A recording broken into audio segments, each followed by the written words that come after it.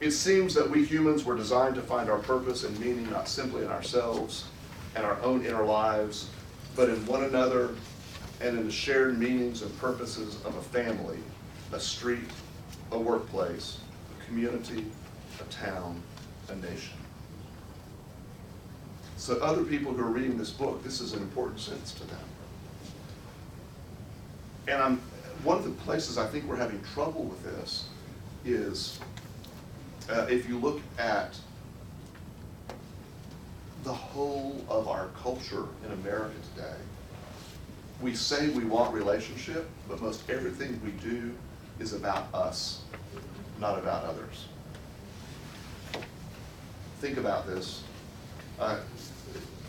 Pay attention this week to our political discourse and how much of it is about what I want, what I need, what my tribe needs, what my community needs, and how little of it is about what we as a people need. I think there is no greater indicator of this self-centeredness than observing people's driving habits. Which I think has gotten profoundly worse. And you know the kind of people who do these things. I never do these things. But other people do these things, and it reminds me of how self-centered they are. You're driving down Greenville Avenue, and there is no one behind you for 20 car lengths, but that car coming out of Old Town has to shoot right in front of you, and you nearly hit them because they can't wait the 2 seconds it would take to come behind you and to ahead of you. The person on Central Expressway who makes an exit out of the left lane because they can't possibly go to the next exit and correct their mistake. You know, these kinds of things. The person who is driving down Mockingbird, paying attention to their cell phone and driving 20 miles an hour and blocking all of the traffic so they can be cautious while texting and driving. They usually straddle 2 lanes. You know, Mike, there was a sentence in an earlier chapter that struck me. It was talking about family relationships, and it said, you know, used to we thought about family relationships as kindness and generosity and loving, and that much of the strife now is all about rights. Yeah. Even within the family, my right within the family. And I think this is a connecting point, right, on this issue of relationship. It is, we're almost trained today to be mainly concerned about what we need. And we're all sort of spoiled with this. And if you're like me, it's much easier to see this problem in other people than in myself. Of course. Naturally, right? But this chapter, I think, calls us to think about if there is a problem with relationships, what is my part of the problem with this? And am I guilty of the same type of ignoring that I think other people are as well? The obliviousness of sort of thinking there's no one else in the world but me, and all of the world ought to do what I want. This is not a uniquely American problem, but it is a heavily American problem, and one that will certainly not be found in some other cultures that put so much emphasis on the community rather than the individual. We Americans and we Texans, we're all about individual rights. And that may be part of the problem. Thoughts on that? Don't you think that's all part of the quote, unquote, me generation? It's my needs, I've got to be the hero, the whole ball game. Blame it on the boomers. We're the problem. All of this started with us. Yeah.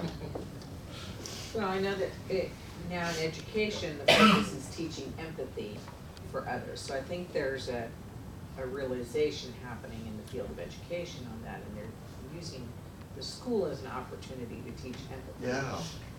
Good point. Indeed. Someone else with a thought on that? Well, then he takes this, this is where it gets a little difficult. He takes this into the area of marriage as an example of difficulty in relationships.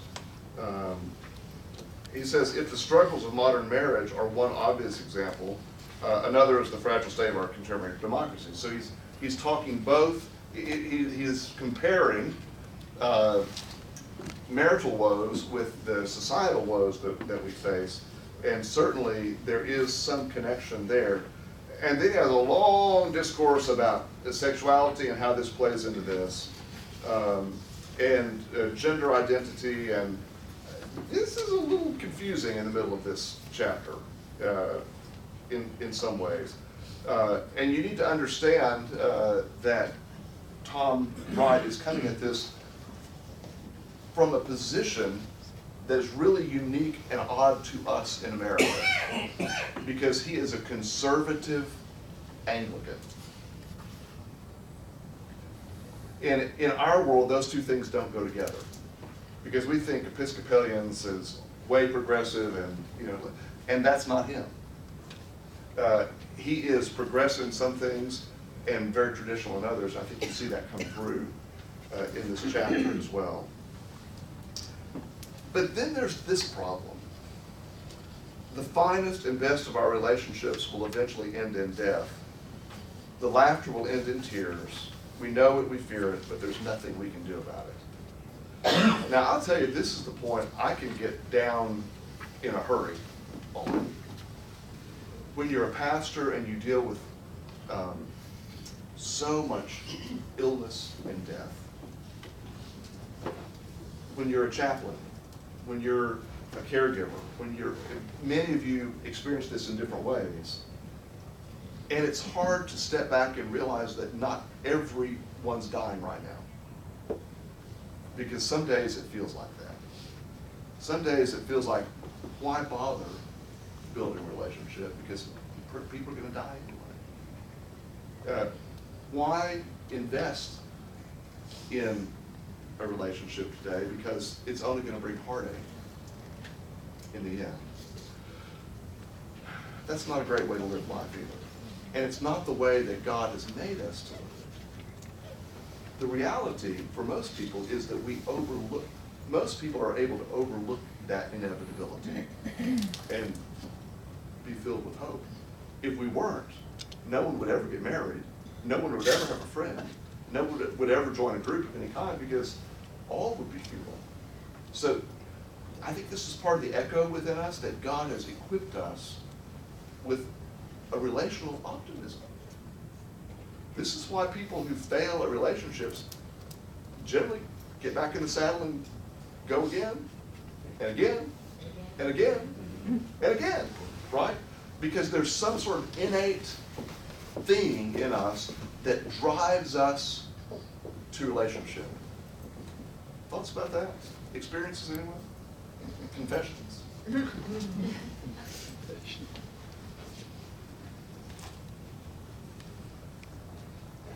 I always wondered, and having grown up where so much of the struggle of aging and illness gets institutionalized or gets separated from younger kids, certainly if we miss out on something by not understanding just the natural cycles of life and death, and then when it does impact you, it hits you that much harder because you've not grown up with it or known how to experience it. No, I think that's a really great point, and it's one that a lot of pastoral care providers have been working on for a long time. I mean, Gina, you deal with this every day in some way, with people coming to grips with the reality of the finiteness of life. Any tips for us? No, and some don't ever come to the understanding that their life will end. So you can either be paralyzed by this knowledge, or you can be blissfully ignorant of this knowledge, or you can fall somewhere in between. and I think this is part of what we want to talk about here. If, he goes on to say, if we really are made in the image of God, what does that mean about relationship?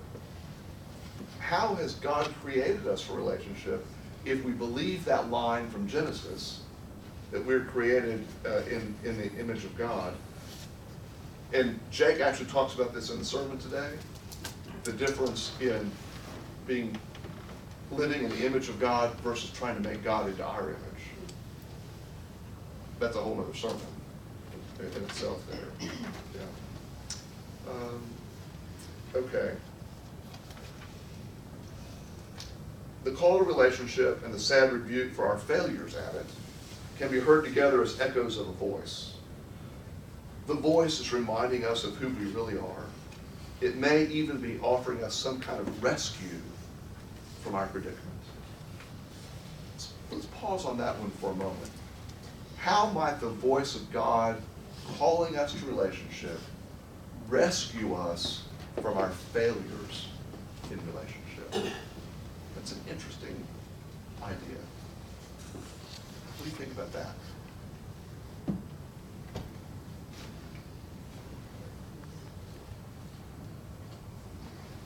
I'm just going to be silent for a while.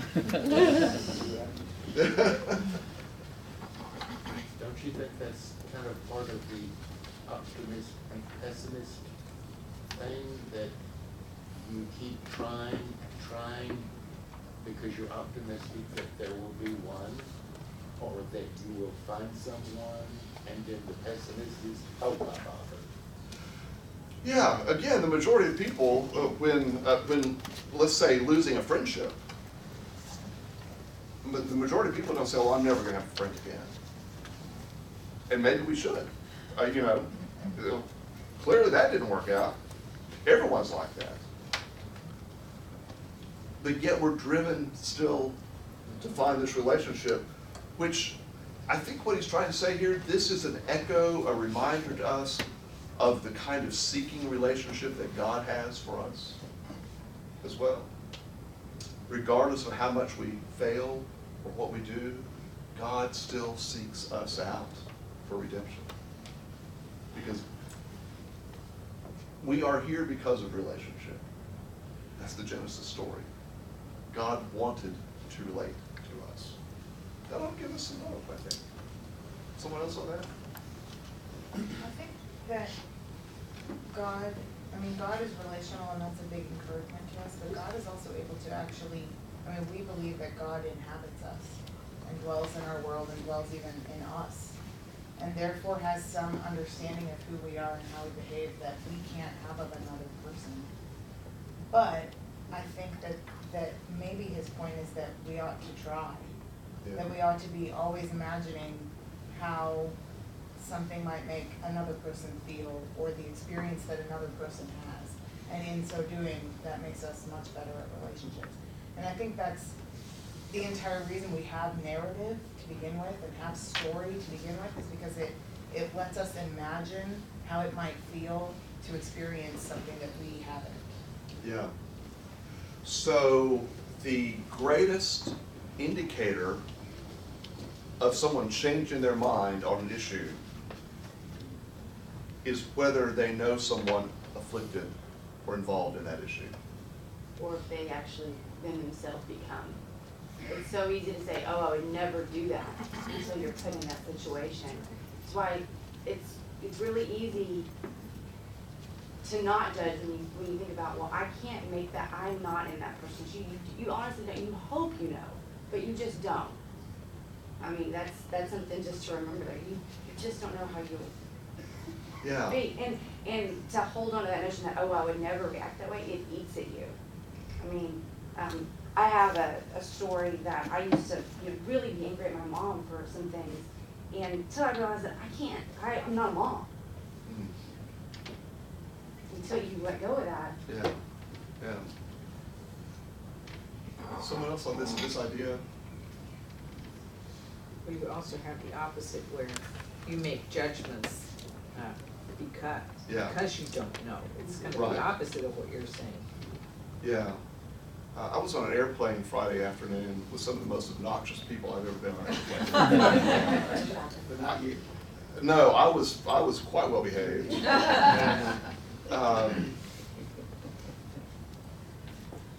And, well, everyone was, it was just a bagger of people. But yeah, anyhow, one of the illustrations that struck me out of this was I was sitting in an aisle seat, and there was already someone in the window seat, and then this very tall guy comes to sit in the middle seat. I was talking to Erica about this morning, and she, as a very tall person, suggested that there really ought to be like an alternate seating pattern, where you put petite people and not petite people, next to each other, sort of balances all out. Because she'd been on a plane recently too and had experience. I have a permanent indentation, I've decided, in my right side, where I was leaning into the armrest, out into the aisle, because the guy sitting next to me was taking up about 4 inches of my space with his arms that could not be contained within his space. And about 3/4 of the way through the flight, when I was really agitated, I looked over and realized that part of the problem was the guy sitting next to him couldn't really fit in the seat that he was in, and he was pushing him over. And so my anger with the guy next to me was somewhat mitigated when I understood that he also had a problem. That was my very same problem. So I had a little empathy with him on this. A little. So this is where the echoes of justice and relationships. Yeah. So I was wanting justice more than relationship. It was completely full. Yeah. No place to move. Yeah. All completely full now. Yeah. So, but this is an interesting point. So we've got these echoes, and sometimes they compete with each other, right? I was really more interested in hearing the echo of justice than the echo of relationship on that plane. Yeah. Last thoughts on relationship Well, before we move on to the next one. perhaps you should, since he was so tall and so big, you should have offered him the aisle seat so he'd. Oh, that would have been horrible.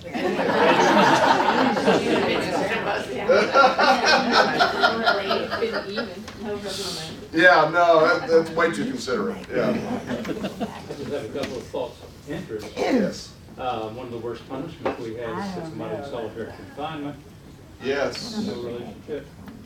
And also, in watching Nat Geo Wild and other programs, animals need a friend. When they get small animals, and one of the first things they usually do is try to find them a friend someplace. That they can. Interesting point. And Yeah, sometimes they cross breed, I mean, like a goat and a dog or whatever. Sometimes they will go to that extreme in order to have a friendship. And on the solitary confinement, we now know that solitary confinement is not only a horrible punishment, it's one of the most counterproductive things that can be done, because it can make people mad. It's insane mad. Yeah, the being alone so much. And this goes back to, again, this is back to Genesis. What's the story of Genesis? God created, because God wanted a relationship. God created, one of the creation stories says that God created Adam, who was lonely and wanted a helper. And God created Eve to be the companion, to not be alone. And so we see this echoing all throughout the Bible as well. And yet, so how often though are the greatest strengths that we have also our weaknesses, right? And relationship so necessary and so difficult. I think these things go hand in hand, perhaps. Okay, we're going to move on to the fourth echo so that we can finish this first unit of the book today. And this is about the beauty of the earth and what it says to us. There's a really interesting story he begins this chapter with about someone finding a composition of Mozart that had been lost, that even though the writing was faded, it looked like Mozart, but it wasn't complete. It was one part of a larger work, and the other part was missing. So you had no idea what other instruments were supposed to be playing along with this. They indeed found this piece by Mozart, and it was the piano part of a piece involving another instrument or other instruments, and it was frustratingly incomplete, he says. So Tom Wright says this is the position we are in when confronted by beauty. The world is full of beauty, but the beauty is incomplete.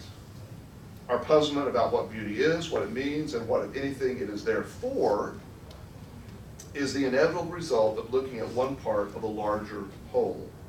Beauty, in other words, is another echo of a voice which, from the evidence before us, might be saying one of several different things, because we don't hear it in its fullness. So let's take nature as an example of beauty.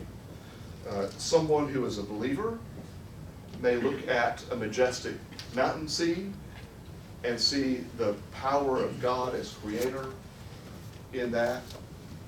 But someone who is not a believer may look at the same majestic mountain scene and see something entirely different in that, and not be drawn to see God's creator. This psalm that we often quote, the heavens are telling the glory of God.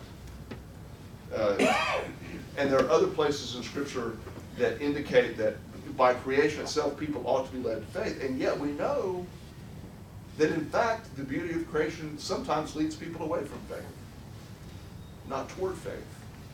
Here's another conundrum in this.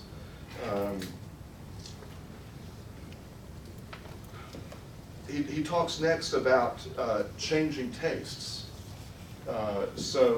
We look back at art from previous ages and depictions of the human form that were deemed to be beautiful in that time, that we do not find beautiful today at all.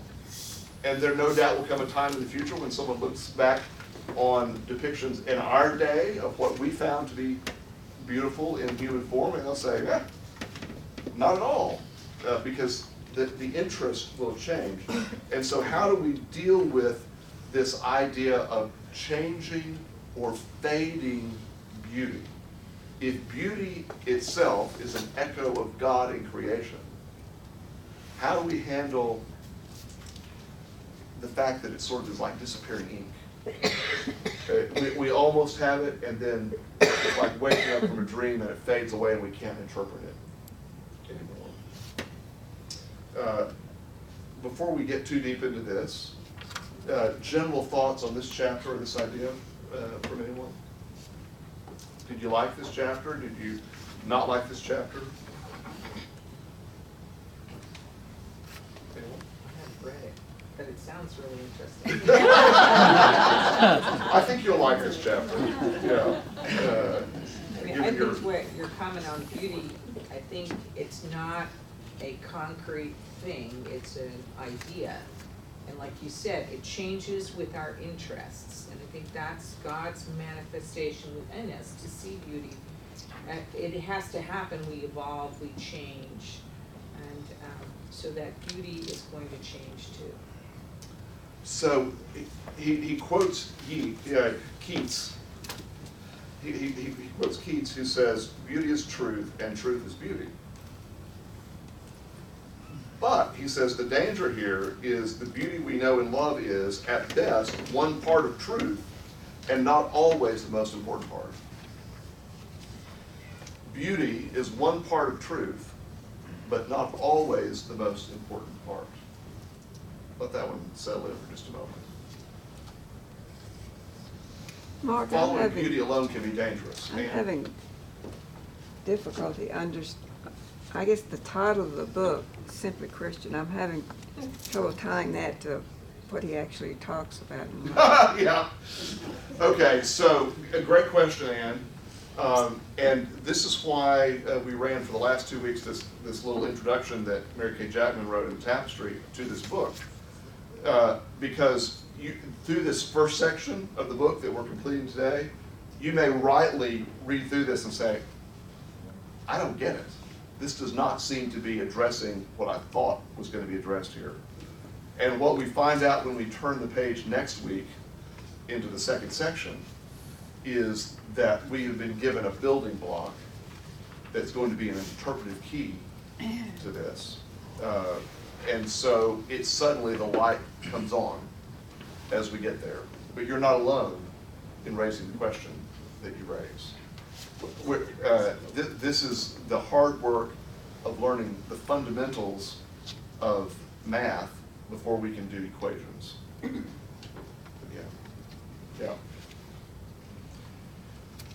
So one of the problems with beauty as an indicator of an echo of God, one of the problems is that we can fall victim to the beauty itself and not be attentive to what lies behind the beauty. So let's take maybe the visual arts or the musical arts as an example.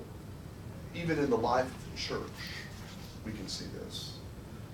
We would say that beautiful music, beautiful art, beautiful places, beautiful buildings are important ways of illustrating to us the work of God in the world. Many of us would find transcendent moments through music, or through the visual arts, or through sitting in a Gothic chapel with its stained glass and spires. And the mere presence of being in that place points us to a reality beyond ourselves. That's the right way of looking at it. But it's not a long trip to get from there to worshiping that thing instead of the reality that represents. So that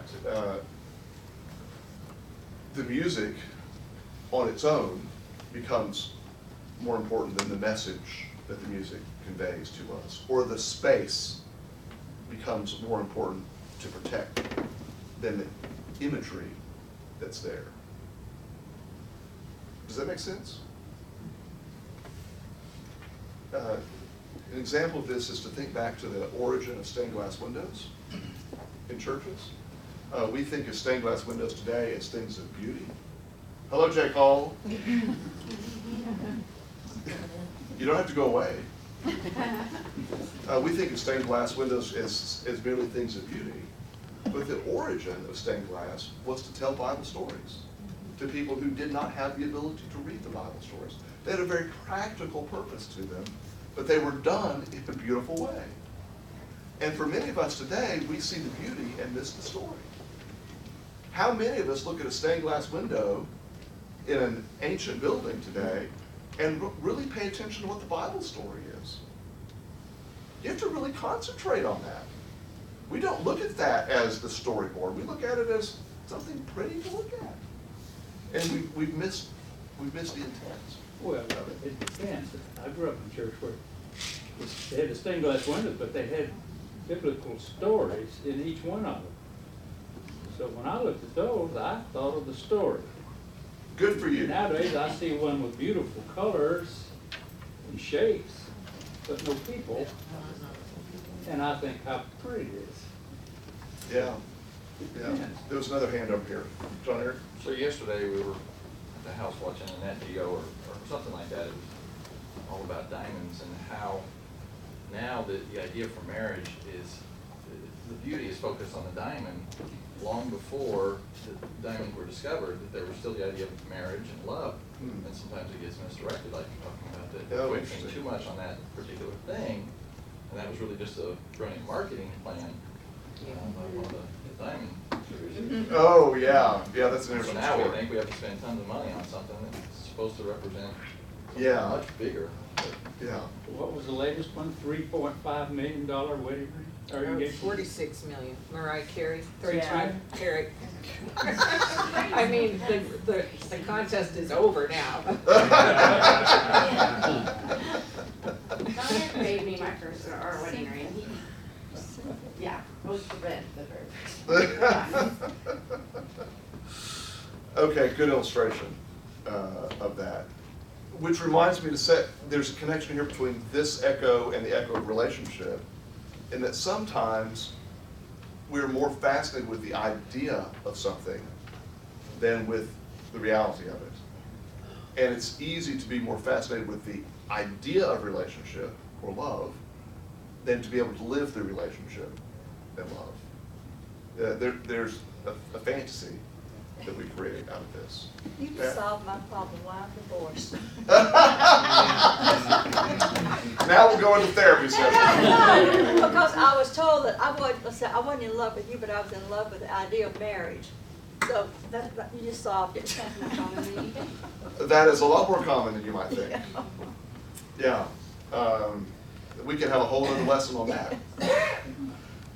This is where he ties in, for those of you who have studied philosophy, in particular, you'll recognize the idea that Plato put forward about the forms. And I'm taking you back through college days, probably here, with this world of ideas that are representative of other things. They're representative of ultimate reality. Everything in the present world is a copy or a shadow of something in another world, according to Plato, right? And Tom Wright says, well, you know, that idea is attractive at one level, but all three of the great monotheistic religions say we can't go that far. It's not that what we see here is merely a shadow or a reflection of what exists in some heavenly place. There are problems with that.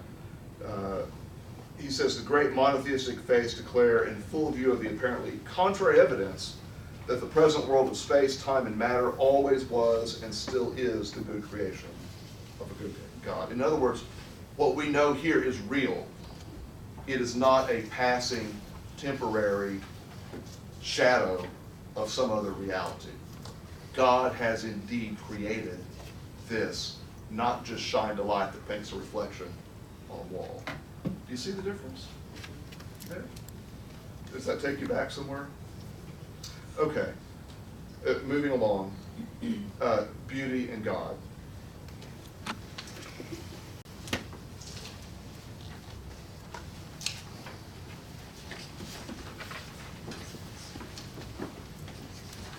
Whose glory do we see in the beauty around us? We may declare that this is God's glory.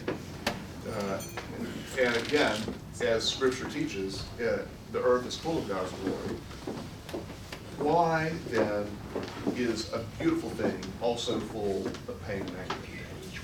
Why do we see sorrow amid beauty as well? Now we're back to this same thing in relationship, where you've got the reality that we aspire to, and then the reality of the brokenness of it as well. And this is where Tom Wright comes in to say, this is the story of God working to put the world to rights. That if we didn't have an idea of the beauty that God intended, we wouldn't understand that we were broken.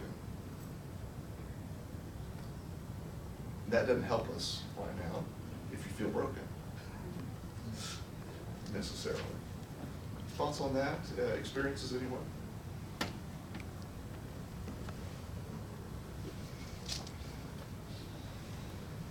Don't you think that everything is sort of connected? Love is the way we perceive it. Beauty is the way we perceive it. We built massive cathedrals that took hundreds of years And I was in Colorado going through the Tetons, and there is this log cabin church, and the great altar is nothing but a great big picture window, and you have to look out over the Grand Teton with a plane wooden cross. And I mean, how do you improve on that? Great point. Great point. Yeah. Have any of you ever been to the Cathedral of St. John the Divine in New York City? This is one of the largest cathedrals in the world, and it has been under construction for more than 180 years. It's not done. It's being used, but it's still being built. The plan is so massive and never ending for this cathedral, like many of the great cathedrals, that the people who began work on them did so knowing that they would never live to see the work completed. That one in Spain, I forget the name. Yeah. Everybody knows what you're talking about, yeah. Same thing. Yeah. Not even designed to be finished. And I think there's a really beautiful illustration in this. When we as humans are willing to invest ourselves in beauty that we know we will never see finished. I've got a good funeral sermon on this one about cathedral builders. And some people are like this. They are cathedral builders of the soul, right? And I think this is what the echo of beauty in creation calls us to invest in, things beyond what we can finish ourselves. Okay, I want to try to finish this. There's a line in here about complexity and diversity that sort of wraps some of this together. Tom Wright says, we honor and celebrate our complexity and our simplicity by continually doing 5 things. We tell stories, we act out rituals, we create beauty, we work in communities, we think out beliefs. I thought this was a really good summary of a lot of the ideas that we've talked about, motivated by these echoes of God in the world.